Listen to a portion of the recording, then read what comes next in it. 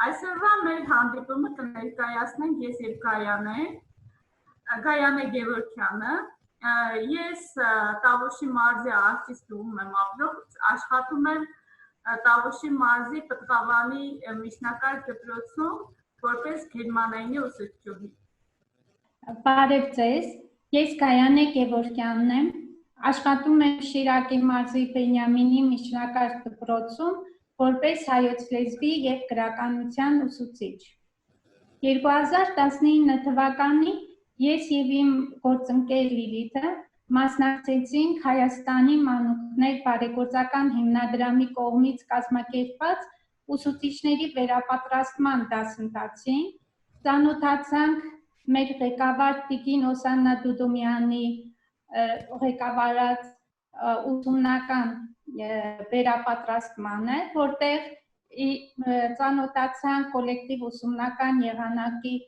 կոլեկտիվ ուսումնական պարամունքների տեսական հարցերին և նորարարական մեթոդիկաներին։ Եվ այդ մեթոդիկաներով իրականացվեցին մեր կողմից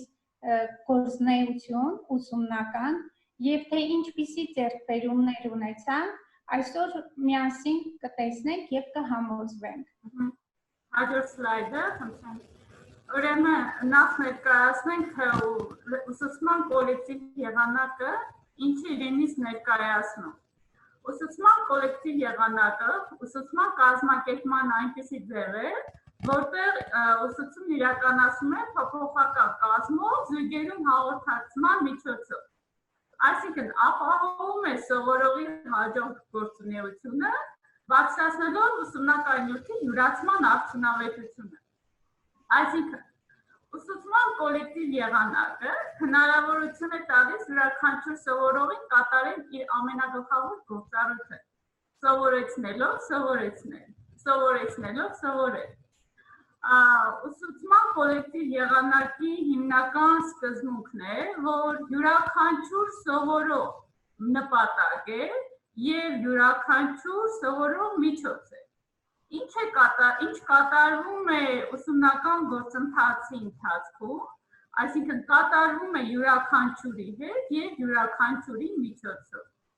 Հաջորդ սլայդը խնդրեմ։ Այսպիսով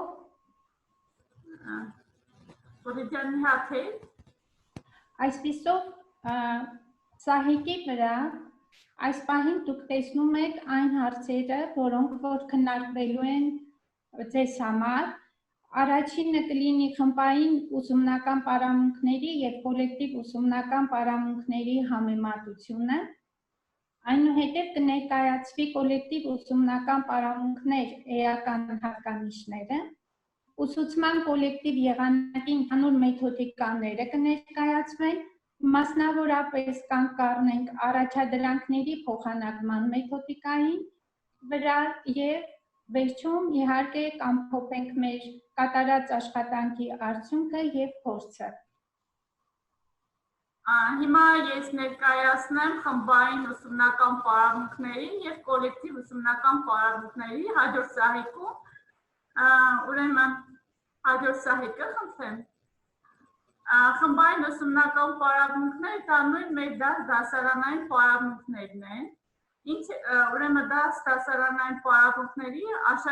ժամանակ աշակերտները ծրագիրը յուրացնում են նույն տեմպով, սակայն կոլեկտիվ ուսումնական պարամունքների ժամանակ ուսումնասիրվող ծրագիրը անհատապես համապատասխանեցվում է սովորողի տեմպին։ Այսինքն, ուսումնական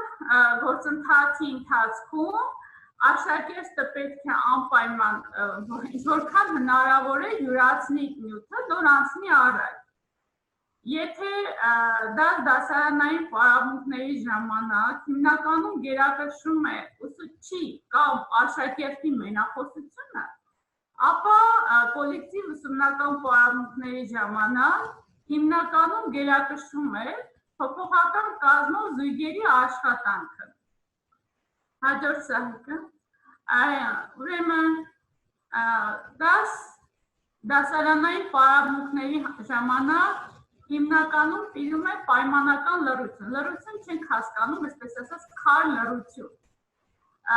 Բայց ի տարբերություն դրա, կոլեկտիվ ուսումնական պարագայումների ժամանակ միշտ առկա է աղմուկ։ Այդ աղմուկը ես սկզբից, երբ ինձ ներկայացնում են, որ դասարանում աղմուկ է լինում, ես խոճապի էի մատնվում, թե ինչպես հնարավոր է դասն անցկացնել։ Բայց ժամանակի ընթացքում համոզվեցի, որ կոլեկտիվ ուսումնական պարագայումների ժամանակ աղմուկը բոլորովին չի խանգարում երեխաներին տրված նյութը յուրացնելու համար։ Այդ աղմուկը նման է մեղու փեթակի բզոցի։ Եվ դա իսկապես երբ որ տեսնում ես բոլոր աշակերտները զբաղված են ուսումնական գործընթացով, ապա աղմուկը իսկապես հանդուրժելի է։ Եթե խմբային ուսումնական պարագայումների ժամանակ բացակայում է ինքնուրույն աշխատանքը, գրեթե միշտ բացակայում է, ապա կոլեկտիվ ուսումնական պարագայումների ժամանակ աշխատանքի մեծ մասը կատարվում է ինքնուրույն աշխատանքը հիմնված է ինքնուրույն գործողությունների վրա։ Եթե մենք վերցնենք, որ ինքնուրույն աշխատանքը ինչպես է դրսևորվում, այս հաջորդ մեր աշխատանքը եւ ցույց տանք գործնական դաշտի վրա, կտեսնենք ինչպես է դրսևորվում։ Եթե խմբային ուսումնական պարագայումների ժամանակ աշակերտներն ունենում են մշտական թեր, որը ցածր դասարաններում եւ միջին դասարաններում շատ անգամ հոգնեցուցիչ է երեխաների համար, սակայն խմբային կոլեկտիվ ուսումնական պարագայումների ժամանակ աշակերտները հաճախակի իրենց տեղը փոխում են այն նպատակով, որպեսզի զույգում աշխատանք ծավալեն կամ հարմար այնպիսի մի տեղ ընտրեն, որտեղ ավելի նպաստավոր է իրենց ուսուցման գործընթացը կազմակերպելու համար։ Եթե խմբային ուսումնական պարագայումների ժամանակ յուրացումը եւ կիրառումը առանձնացված է, ինչպես դա հասկանանք, այսօր դա ստացան հաջորդ օրը պատասխանում է։ Սակայն կոլեկտիվ ուսումնական պարագայումների ժամանակ յուրացումը եւ կիրառումը մաքսիմալ մոտեցված են։ Նույն դասի ընթացքում եւ աշակերտը ստանում է առաջադրանքը եւ կիրառում է։ Հաջորդ սրահը խնդրեմ։ Ուրեմն, եթե դասարանային պարագայումների ժամանակ մենք բոլորս գիտենք, որ մեր աշակերտները երբ իրենք պետք է ինքնուրույն կարողանան ինչ-որ բան ձևակերպել կամ հանդեսան, հիմնականում այդ ելույթ ունենալու հմտությունը Կներեք, ձեր ձենը շատ վատ է լսվում, նենց հմտությանը չեն տիրապետում, ապա դա կոլեկտիվ ուսումնական պարագայումների ժամանակ կարողանում են դատողություններ անել, ապացուցել, իսկ դա շատ կարևոր հմտություն է, եթե ձեռք է բերում աշակերտը, արդեն մենք կարելի է ասել ինչ որտեղ հասել ենք մեր նպատակին։ Եթե խմբային ուսումնական պարագայումների ժամանակ աշակերտը պատասխանատու է միայն իր գործողությունների համար, իսկ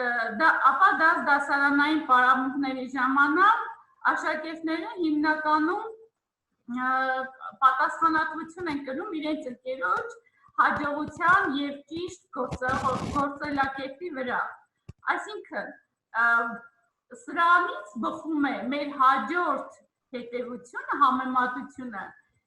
որ դասարանային պարագայումների ժամանակ հարաբերությունները մրցակցային են, իսկ խմբային ուսումնական պարագայումների ժամանակ համագործակցային, այսինքն յուրաքանչյուր աշակերտ պատասխանատվություն է կրում իր ընկերոջ համար, ապա համագործակցության արդյունքում եթե ընկերը կարողանում են հաջողության հասնել, ապա դա ոչ միայն ընկերոջ հաջողությունն է, նաև իր հաջողությունն է։ Խնդրեմ հաջորդ սահիկը։ Այսպիսով կոլեկտիվ ուսումնական պարագայումների տեսությանը եւ ամբողջական տեխնոլոգիային բնորոշ են հետեւյալ էական հատկանիշները։ Ընդհանուր ճակատի բացակայություն։ Ինչ է սա նշանակում։ Սա նշանակում է, որ սովորողները իրականացնում են տարբեր նպատակներ, ուսումնական նյութի տարբեր հատվածներ ուսումնասիրում են տարբեր եղանակներով ու միջոցներով, տարբեր ժամանակահատվածներում։ Երկրորդ կարևոր էական հատկանիշը տարբեր սովորողներ դասընթացի ընդհանուր բովանդակությունը յուրացնում են տարբեր հաջորդականություններով և կոլեկտիվ ուսումնական պարամունքների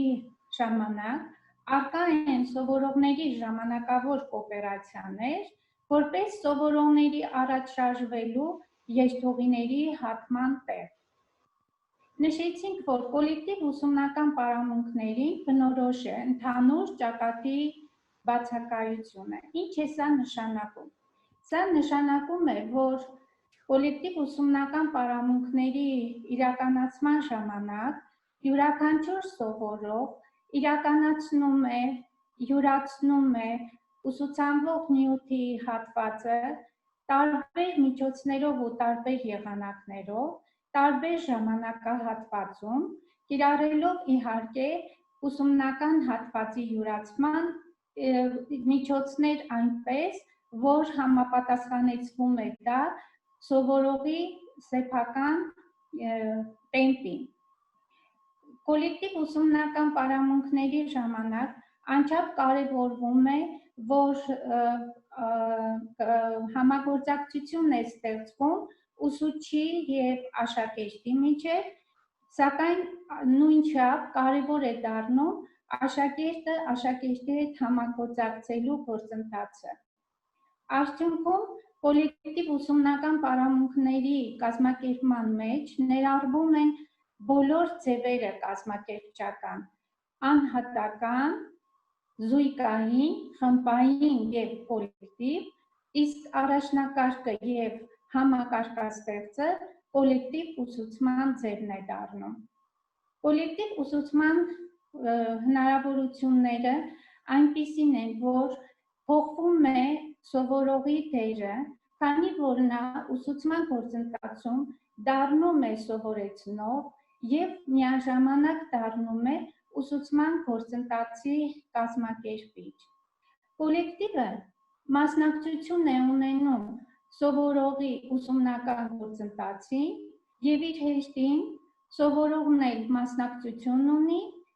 իր ընկերոջ ուսումնական գործընթացին և գիտելիքի յուրացմանը։ Այսպիսով իրականացվում է սովորեցնելով սովորելու հիմնական սկզբունքը։ Կոլեկտիվ ուսումնական պարամունքները լավագույն արդյունք են տալիս նաև համալրված դասարաններում, քանի որ դրանք ստեղծում են համապատասխան ուսումնական միջավայր։ Կարող ենք անցնել հաջորդ սահիկին։ Նախապես ես հետևում եմ նաև հարցերին, մենք ուրեմն ինչ իրենից ներկայացում, ինչ մեթոդներ ունի ուսուցման կոլեկտիվ եղանակը, յուրաքանչյուր մեթոդ ծառայում է որոշակի նպատակի իրականացմանը։ Օրինակ առաջադրանքների փոխանակման մեթոդիկա շատ հարմար է, ստանդարտ խնդիրների լուծումն իրականացման համար։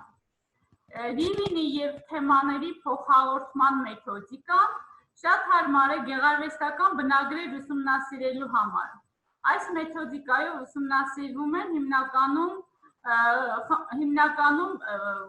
պատմողական առարկաները և գրականությունը։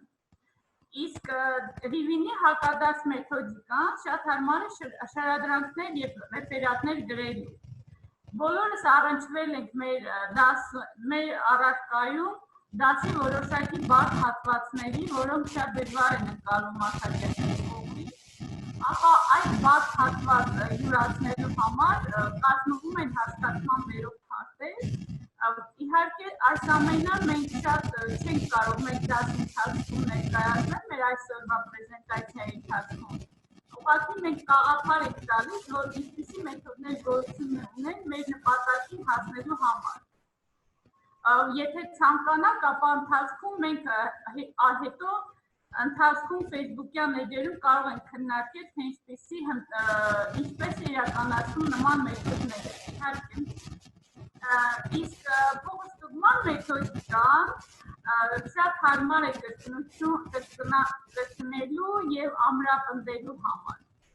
Մեր այսօրվա նպատակն է ներկայացնել առաջադրանքների փոխանակման մեթոդիկան։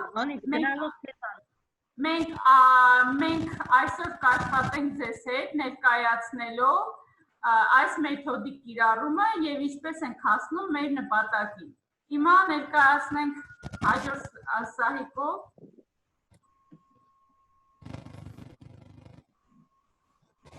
Առաջադրանքների փոխանակման մեթոդիկան նպատակահարմար է կիրառել ստանդարտ տիպային խնդիրների, բաժությունների և հարցերի լուծումը ուսուցանելու համար։ Սա նշանակում է, որ առաջադրանքների փոխանակման մեթոդիկան լավ արդյունք է տալիս ինչպես լեզուների, այնպես էլ մաթեմատիկական առարկաների յուրացման նպատակով։ Առաջադրանքների փոխանակման մեթոդիկայի կիրառման համար նախ պետք է լավ նախապատրաստվել և ունենալ դասարանում համապատասխան դիդակտիկ պարագաներ, իսկ առաջադրանքները կազմվում են քարտերի միջոցով և այստեղ էականը դառնում է ոչ թե քարտերի գործածումը դասապրոցեսին, այլ դրանց գործածության ձևերը և այդ մեթոդիկայի մեկնարկը հիմա կներկայացնի իմ գործընկերուհի Լիլիթը։ Ավելացնեմ նաև, որ առաջադրանքների փոխանակման մեթոդիկան հնարավորություն է տալիս միանգամից ուսուցանել ամբողջ բաժնի թեմաները և քանի որ ունի այդպիսի հնարավորություն, այս մեթոդիկան իմ կողմից կիրառվել է 8-րդ դասարանի հայոց լեզվի բայական անդամի լրացումներ, խնդիրներ թեման ուսուցանելու համար, որտեղ մենք շատ լավ գիտենք, որ ունենք 7 թեմաներ և այս մեթոդի կիրառությամբ ես կարողացել եմ այս բոլոր թեմաների ուսուցանումը սկսել միանգամից։ Կշարունակի Լիլիթը և կներկայացնի մեթոդի մեկնարկը։ Ուրեմն մեթոդիկայի մեկնարկը։ Նախ ասեմ, որ շատ կարևոր է, խնդրում եմ հաջորդ սահիկը, որպեսզի մեր ուսուցիչներին տեսանելի լինի։ Ուրեմն ինչպես է մեթոդիկան մեկնարկում, նախապես ուսուցիչը աշխատում է, քարտերը պետք է ճիշտ կազմված լինեն, որպեսզի կարողանանք մեր նպատակին ճիշտ հասնել։ Քարտը բաղկացած է երկու մասից, որը ժամանական ձեզ ցույց կտանք և այս տեսական մասը ավելի ձեզ տեսանելի կլինի, թե ինչ է լինից ներկայացնում քարտը։ Քարտի առաջին մասում գրվում է կանոնը։ Տարբեր առարկաներ ունեն իրենց առանձնահատկությունները, լեզուները կանոն կամ մաթեմատիկական առարկաները բանաձևի, չանդրադառնամ դրան, ուրեմն նախ գրում ենք կանոնը, որից հետո քարտի բաղկացած է A և B մասերից։ A մասում տրված է առաջադրանք, այդ առաջադրանքը ուսուցիչը կատարում է աշակերտի հետ, բացատրելով և այդ առաջադրանքը գրում է աշակերտի տեսում, մեկնաբանելով յուրաքանչյուր գործողություն, յուրաքանչյուր քայլ։ Այդ ընթացքում մինչ աշակերտը կանդրադառնա B մասին, մինչ կաշխատի B մասի վրա, ուսուցիչը մեկ այլ ուրիշ աշակերտի հետ, մեկ այլ ուրիշ քարտի վրա է աշխատում։ Գայանեն նշեց, որ եթե ինքը մեկնարկում է 7 թեմա, ապա 7 թեմայի ինքը համապատասխան քարտ է վերցնում, համապատասխան թեմա է վերցնում եւ այդ թեմային բոլոր լուծած տարբերակները ինքը նախ պիտի ունենա։ Այնուհետև, երբ աշակերտը B մասը կատարում է, այնպես ինչպես ուսուցիչը ներկայացրել էր, պետք է ինքը ներկայացնի ուսուցչին, մեկնաբանելով յուրաքանչյուր քայլը, յուրաքանչյուր գործողությունը։ Երբ դասարանում արդեն քարտերին լուծած նմուշներ են լինում, կատարված նմուշներ են լինում, հաջորդ քայլին կազմվում են արդեն զույգեր։ Սկսում է, այսինքն աշակերտների համագործակցությունը։ Հաջորդ սահիկը խնդրեմ։ Ինչ է կատարում, աշակերտները զույգում մեկը մեկին սովորեցնում է այն թեման, որը իրեն սովորեցրել է ուսուցիչը, այսինքն տվյալ պարագայում աշակերտը հանդես է գալիս որպես ուսուցիչ զույգում անմուս երկրորդ աշակերտի համար եւ երկրորդ աշակերտը բացատրում է առաջին աշակերտին այն առաջադրանքը, ինչը որ բացատրել է իրեն ուսուցիչը Երբ աշակերտը զգում է, որ ինքը այդ թեման ամբողջովին յուրացրել է, ապա նա մյուս զույգում ներկայացնում է այն թեման, որը սովորել է նախորդ զույգից։ Երբ այսպես ներկայացնում է, գուցե խճճված թվա, մենք որոշել էինք, եթե մենք լսարանում հանդիպեինք, այս աշխատանքը ձեզ հետ կկիրառենք եւ կտեսնենք որքան հետաքրքիր է եւ որքան հասանելի է։ Գուցե այսպես խոսքերով խճճված է թվում, բայց իրականում եթե ճիշտ է կազմակերպվում, ապա ամենից շատ պարզ ու հասարակ է։ Միայն պետք է առաջին քայլը քարտերը ճիշտ կազմված լինեն։ Երբ մեթոդիկան մեկնարկվում է, նախորդ պետք է դասարանը կահարվորված լինի դիդակտիկ նյութերով։ Եվ հիմնականում զույգերում աշխատանքը փոխուսուցումն է։ Հիմա մենք սկսենք մեկնարկելը, ես հասկանում եմ, որ բոլորիդ գործնական դաշտն է հետաքրքիր, հաջորդ սահիկը խնդրեմ, Գայանեն պատրաստել է քարտի նմուշներ 8-րդ դասարանի բայական անդամի լրացումից, ես էլ պատրաստել եմ 5-րդ դասարանի քարտեր գերմաներենից բայ խոնարհումը։ Հիմա խնդրեմ հաջորդ սահիկը։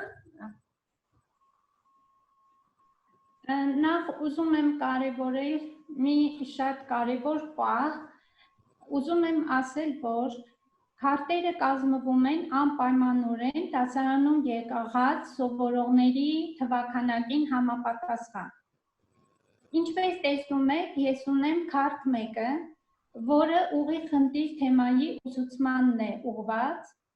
եւ քարտի սկզբում ձևակերպված է բայական անդամի ուղիղ խնդիր լրացման կանոնը, ապա ներկայացվում է, թե որ հոլովով է այն դրվում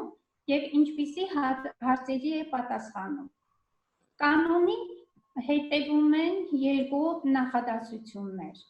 Այն ամենը, ինչ որ դուք հիմա այս պահին տեսնում եք, քարտ 1-ի A մասն է, քանի որ քարտ 1-ը կազմված է A եւ B մասերից։ Շարունակեմ։ Ինչ եմ կատարում ես։ Քարտը ստանալուց հետո ես մոտենում եմ աշակերտին, առաջին նախադասությունը այն է,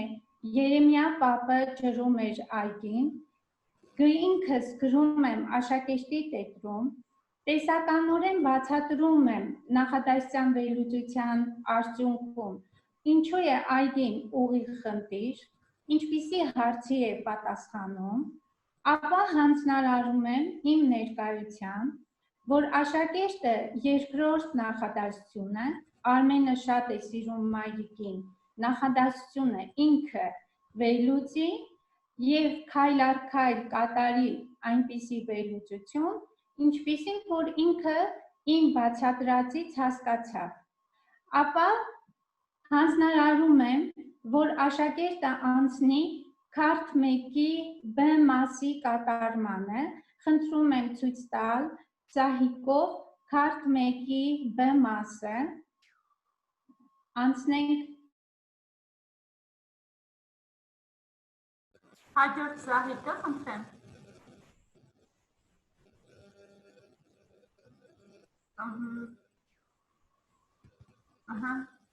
Ահա։ Ինչպես տեսնում ենք, B մասում, չէ, սա քարտ 2-ն է։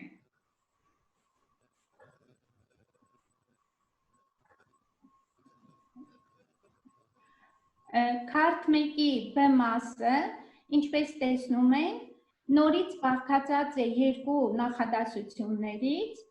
և այդ երկու նախադասությունները աշակերտը պետք է վերլուծի առանց ինձ և այդ ընթացքում, երբ աշակերտը ինքնուրույն աշխատանք է կատարում, ես մոտենում եմ քարտ 2 ստացած աշակերտին։ Քարտ 2-ը խնդրում եմ հաջորդ Զահիկը։ Ահա։ Հանգման անուղղակի խնդիր թեմային է վերաբերում, դարձյալ կազմված է նույն սկզբունքով, կանոնն է, կանոնին հետևում են նախադասության օրինակները, առաջինը ես ինքս եմ կատարում բացատրելով տեսականորեն հանգման անուղղակի խնդրի մասին, երկրորդը կատարում է աշակերտը իմ ներկայությամբ, ապա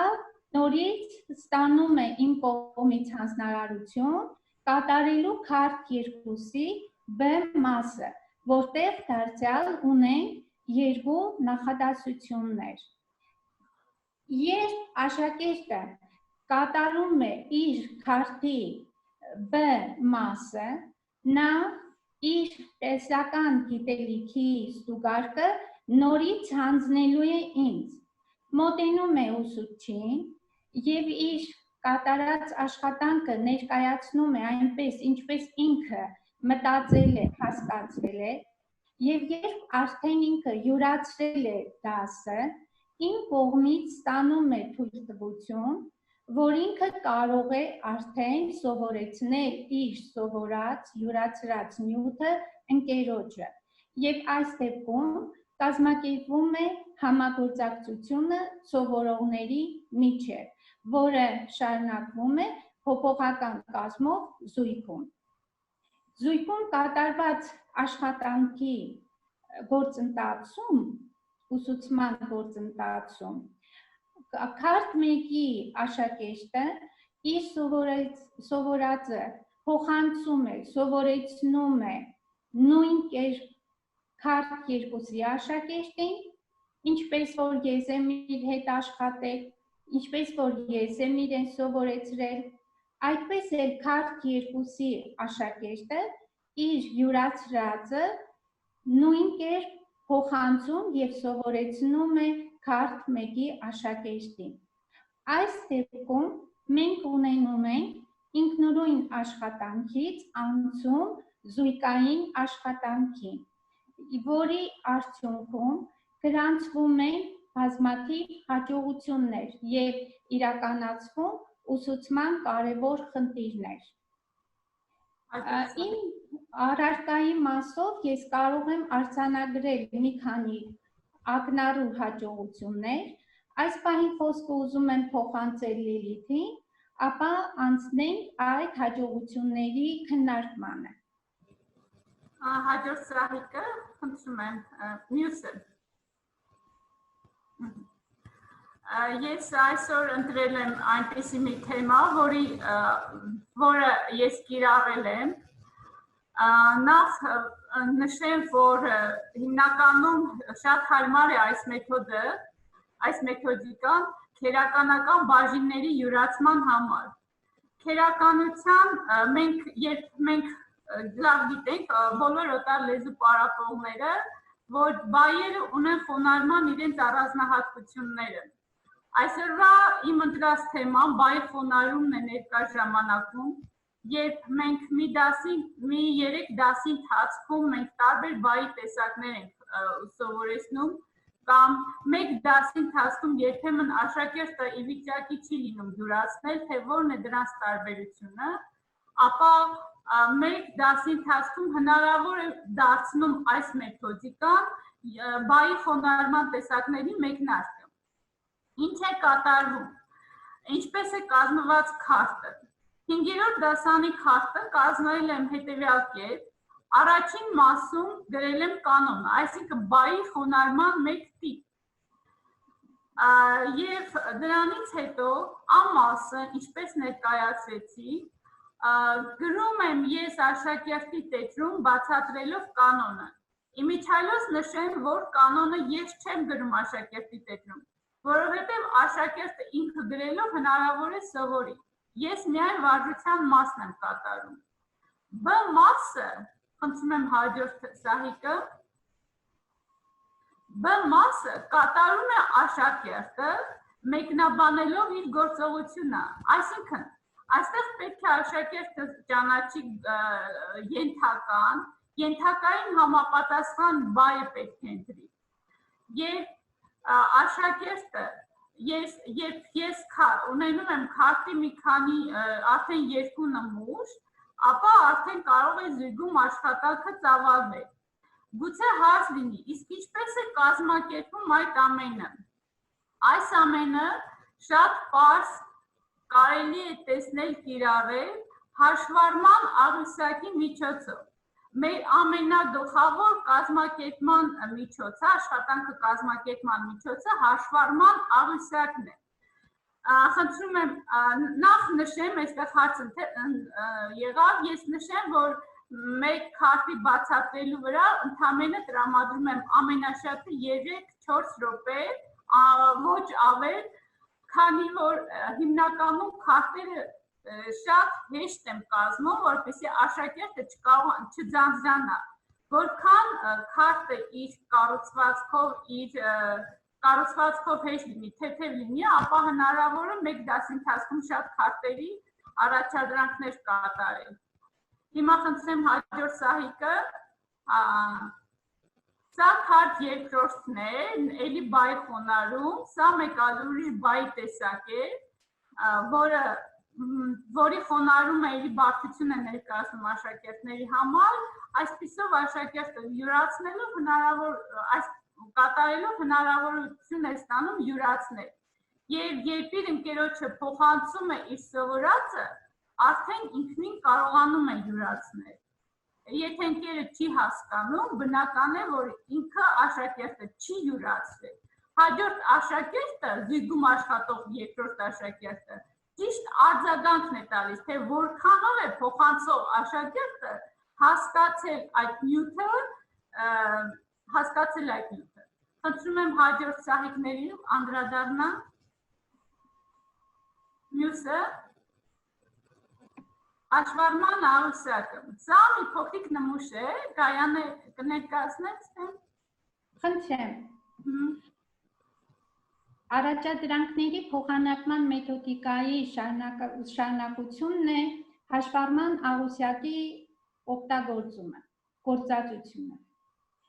Նախ ուզում եմ ասել, որ կոլեկտիվ ուսումնական պարամունքների արդյունքում աշակերտի կողմից գնահատականի նկատմամբ նոր վերաբերմունք է ձևավորվում, քանի որ կարևորվում է աշակերտի ոչ թե գնահատականը, այլ յուրացրած գիտելիքը։ Եվ հաշվառման աղյուսակը, որը մենք հիմա կազմել ենք պայմանականորեն, ընդգրկված են այստեղ 4 աշակերտներ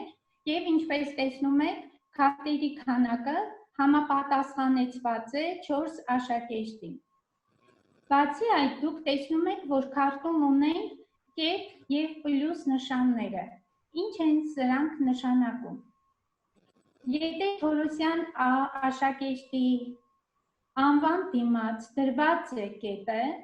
ինչպես տեսնում եք, քարտ 3-ի տակ դրված է կետ։ Սա ցույց է տալիս, որ Թորոսյան Ան աշխատում է քարտ 3-ով։ Մինչդեռ քարտ 1-ի դիմաց ներքևում դրված է պլյուս նշանը։ Սա նշանակում է, որ աշակերտը այս քարտը ավարտել է այն դեպքում, երբ որ ինքը կատարել է ուսուցչի հանձնարարությունները, այսինքն կատարել է քարտի A և B մասերի հանձնարարությունները, եւ սովորել ու յուրացրել է քարտի վրա եղած ձևակերպած առաջադրանքը կամ առաջադրանքի լուծումը եւ պատրաստ է փոխանցել իր գիտելիքը իր ընկերոջը։ Այս քարտի եթե դիտարկումը ուշագրավ ձևով կատարենք, ուշադրություն դարձնենք, մենք տեսնում ենք, որ յուրաքանչյուր աշակերտ ըստ քարտի ունի իր աշխատանքի անհատական տեմպը։ Կան աշակերտներ, որոնք արդեն քարտեր ունեն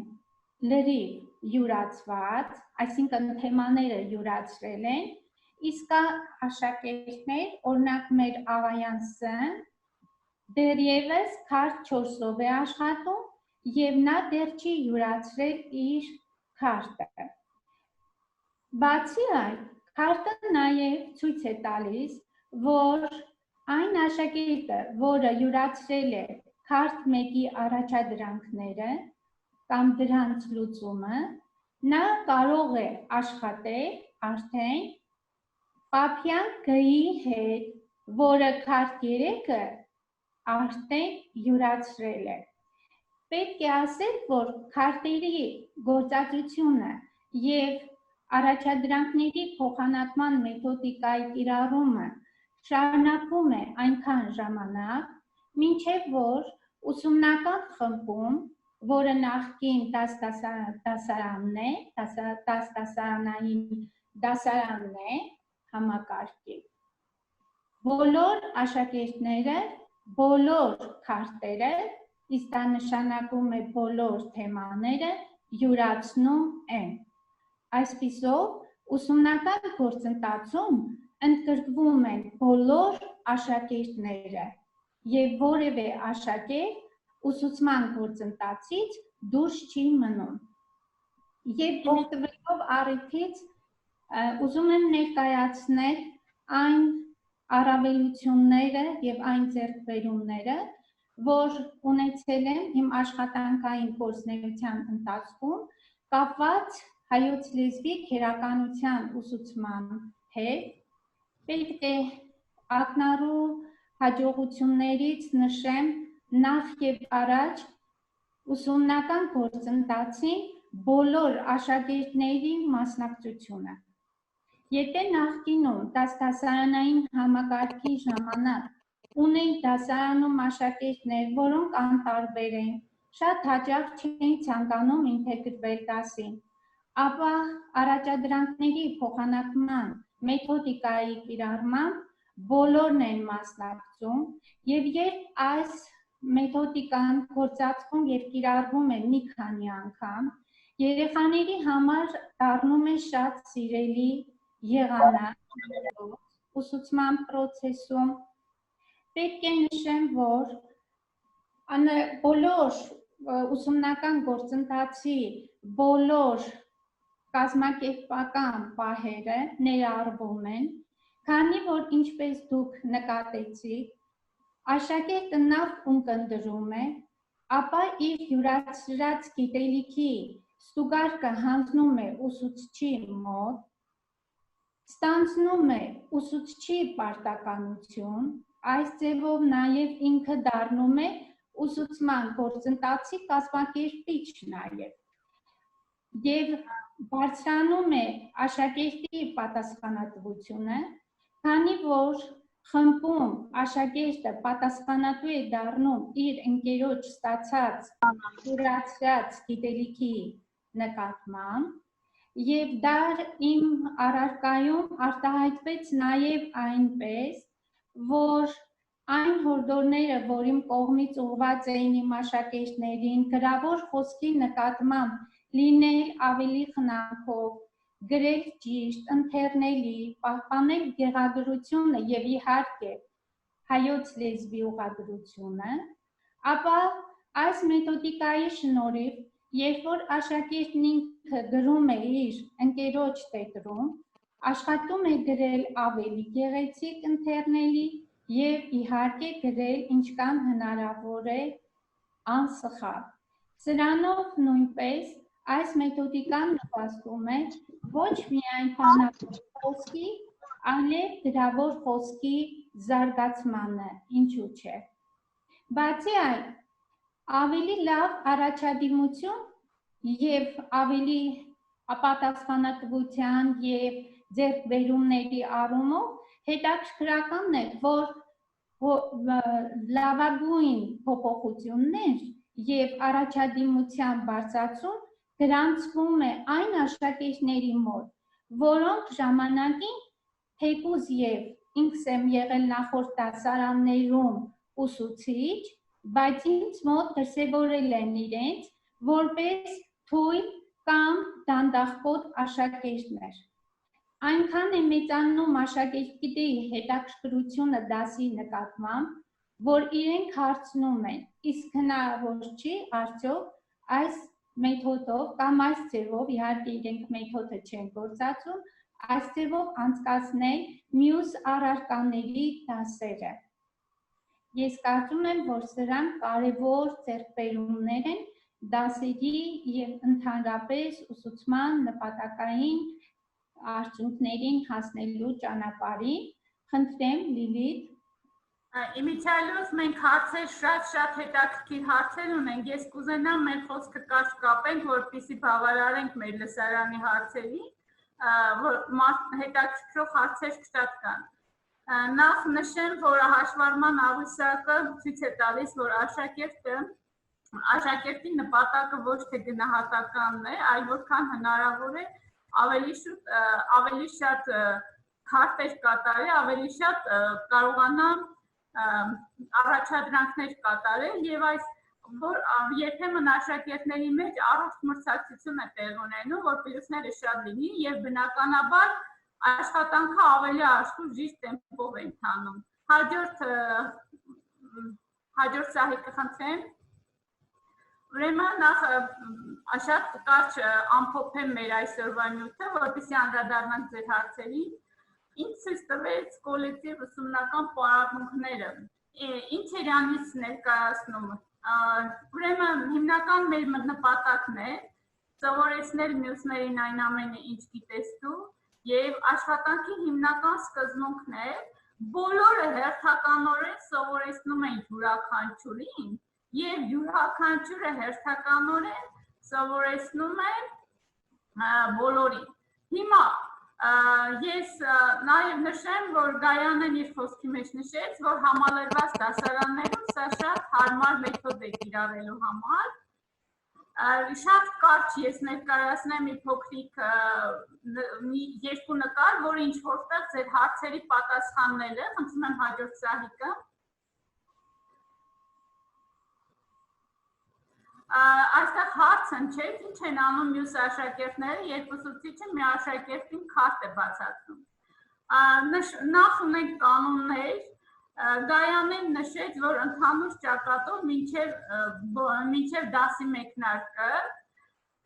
Գայանեն նշեց, որ բոլոր աշխատանքները կան կոլեկտիվ ուսումնական պարապմունքներում, եւ անհատական, եւ զույգային, եւ խմբային, եւ կոլեկտիվ Առաջադրանքների փոխանակման մեթոդիկայում, ինչպես տեսնում ենք, նախապես լինում է անհատական աշխատանք։ Յուրաքանչյուր աշակերտ, այն բանից հետո երբ ուսուցիչը ներկայացրել է նյութը ընդհանուր ճակատով, անհատական աշխատում են քարտերի վրա, ծանոթանում են նա։ Մինչև քարտի աշակերտը ծանոթ չլինի, կարծես իր համար ինչ որտեղ նախ պատկերացում է, ինչի հետ գործ ունի։ Շատ արագ այդ ընթացքում ես աշխատում եմ մեկ աշակերտի հետ, իմիջիայլոց դեռ իմ փորձում չի եղել, որ ես երկար ժամերով մի քարտը բացատրեմ։ Ամենաշատը տևել է 3-4 րոպե։ Եվ ինչ որտեղ ընտրում ենք այնպիսի աշակերտների, ցավոք սրտի երբեմն ստիպված ենք լինում ընտրել, ով արագ ընկալի, որպեսզի դասարանում դա արդեն ուսուցչի նախաձեռնությամբ ենք հանում կազմակերպելու ընթացքը, որպեսզի արագ դասարանում ինչ-որ մեկը ձանձրույթից չսկսի ավելորդ բաներով զբաղվել։ Երբ դասարանում աղմուկ լինում է, երբ այսպես ասած, դա միայն աշխատանքային աղմուկ է լինում։ որովհետև ուսուցիչը նշեց Գայանեն, ոչ միայն ուսուցիչ է, այլ նաև կազմակերպիչ է։ Միաժամանակ հետևում է, բնական է աշակերտները ինչ որտեղ կթերանան, ինչ որտեղ կդժվարանան, չէ որ պետք է ընդառաջել, պետք է հետևել, ինչպես է զույգում աշխատանքը ընթանում, այնպես չի, որ բարձի թողի վիճակում է լինում։ Յուրաքանչյուր զույգի աշխատանք հսկվում է, եւ աշակերտները երբ տեսնում ես արդեն հունի մեջ են ընկել, իմիջիայլոց ամենադժվարը առաջին 2-3 դասն է, երբ աշակերտները չեն տիրապետում հաշվառման աղյուսակով աշխատանքը կամ այս տեխնիկային, թե ինչպես են աշխատելու։ 3-4 դասից արդեն ամեն ինչ իր տեղն է ընկնում, իսկ նոր գնում է։ Այդ խոճապային հարցերը սկզբից ես էլ եմ խոճապային հարցերը սկզբից մենք էլ ենք ունեցել, այդ ինչպես կլինի։ Բայց իրականում, երբ տեսանելի է լինում աշխատանքի արդյունքը, ոգևորվում ենք։ Այստեղ անհատական աշխատանքն է ցուցադրվում, հաջորդ Սահիկը խնդրում է։ Հաջորդ Սահիկում ցույց է տալիս աշխատանք զույգում։ Ցավոք մենք շատ նկարներ չկարողացանք ունենալ, համավարակի պատճառով դասերը առցանց էին եւ աշխատանքը ավելի լավ տեսանելի կլիներ, եթե մենք ունենայինք ավելի շատ նկարներ։ Այստեղ զույգում աշխատանք է ընթանում, որտեղ աշակերտը բացատրում է մյուս աշակերտին, թե ինչպես պետք է առաջադրանք կատարել, իմիջիայլոց նշեմ, որ այս դասարանում, որտեղ որ ես եմ ուսուցանել 5-րդ դասարանում, ես ունեցել եմ 4-5 աշակերտ, որոնք տարերը չեն կարողանում մտապահել, այսինքն իրենք ամբողջովին դասարանում տեմպից հետ էին մնում, հնարավոր չէ, որ աշակերտները գային հասնեն, երբ կոլեկտիվ ուսումնական պարապմունքների միջոցով անցկացվեցին դասերը, ապա շատ աշակերտներ, այդ 5-6 աշակերտը կարողացան արդեն ոչ միայն կարդալ, այլ նույնիսկ բնագրերն են կարողանում ուսումնասիրել, բնագրի թարգմանությանն են տիրապետում։ Իմիջիայլոց ես գուցե հարցերից մեկին անդրադառնամ, հարց եղավ, թե բառապաշարն ինչպես եք սովորեցնում։ Բառապաշարը սովորեցնելու համար գոյություն ունի մեկ այլ ուրիշ մեթոդիկա, փողվարժանքի մեթոդիկան, քանի որ այսօր մենք չենք նախատեսել մեր այսօրվա, ասեմ, որ եթե դուք խորամուղ լինեք կոլեկտիվ ուսումնական պարապմունքները ինչ են իրենցից ներկայացնում, համապատասխան ձեռնարկներում հնարավոր է գտնել կամ համապատասխան մեթոդիստներին դիմել, ապա կարող եք դուք ստանալ ձեր պատասխանը։ Մենք էլ կարող ենք պատասխանել իրականում, գուցե կարողանանք բավարարել ձեր հարցերին, փողվարժանքի մեթոդիկա շատ հարմար է բառապաշարի յուրացման համար։ Ես կիրառել եմ, իրականում բավականին մեծ ոգևորություն է տիրում, երբ աշակերտները իրար սովորեցնում են բառեր։ Հիմա հաջորդ Սահիկ։